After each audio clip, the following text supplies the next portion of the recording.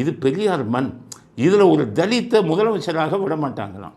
தமிழ்நாட்டு அரசியல் சமூக நீதி மண் என்று சொன்னாலும், பெரியார் மண் என்று சொன்னாலும், இன்னும் சாதிய இறுக்கத்திலிருந்து விடுபடாத ஒரு மாநிலம்.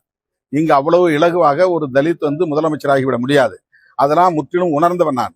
பெரியார் மண் பெரியார் மண்ணுன்னு யாரை வச்சு சொல்றீங்க? யார் சொன்னா பெரியார் மண்ணுன்னு? நாங்கள்லாம் வாழக்கூடிய மண்ணியா இது? ராஜராஜ சோழன் வாழ்ந்த மண், மிகப்பெரிய தியாகிகள் வாழ்ந்த மண். சுதந்திரத்துக்காக சிக்கெழுத்தாரே இவர் அவரம் போல வாழ்ந்த மண்.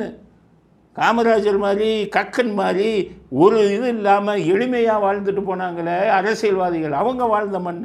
அண்ணாதுரை வாழ்ந்த மண், எம்ஜிஆர் வாழ்ந்த மண், பசும்பொன் முத்துராமலிங்க தேவர் வாழ்ந்த மண். நீங்கள்லாம் வந்துக்கிட்டு பெரியார் மண்ணுங்கிறீங்களே. இப்போ ஒன்றுக்கும் இல்லை இது இல்லாமல் நாட்டை காட்டி கொடுத்த மனுஷன்.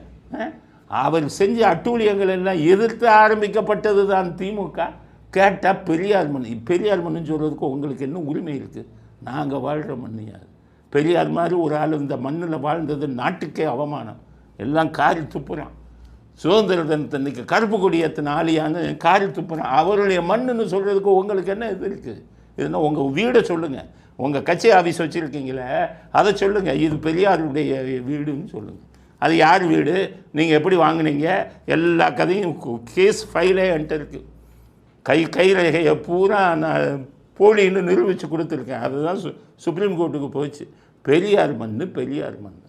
ஒரு தலித் முதலமைச்சர் ஆகிற இந்த நாட்டில் கூட தான் தலித் முதலமைச்சர் ஆகிறத தடுத்ததா இந்த நாடு? எப்படிப்பட்ட கக்கனை போலீஸ் மந்திரியாக வச்சது அந்த நாடு? கக்கன் எப்படிப்பட்ட ஆள்? உங்களை மாதிரியா கட்ட பஞ்சாயத்து பண்ணவங்களா? ஒவ்வொரு ஜாதி பேரையும் சொல்லி கவுண்டங்க பொண்ணை தூக்கு, வன்னியன் பொண்ணை தூக்குன்னு பேசினவரா கக்கனு? ஒவ்வொரு கட்சிக்காரவங்களையும் போய் போலீஸ் ஸ்டேஷனில் இருந்தவங்களை கட்ட பஞ்சாயத்து பண்ணுறதை வேடிக்கை பார்த்தவரா? ஒவ்வொரு சிறுத்தை மேலேயும் 10 எஃப்ஐஆர் இருக்கணும்னு சொன்னவரா கக்கன் போலீஸ் மந்திரியாக இந்த நாடு ஏற்றுக்கொண்டதா இல்லையா?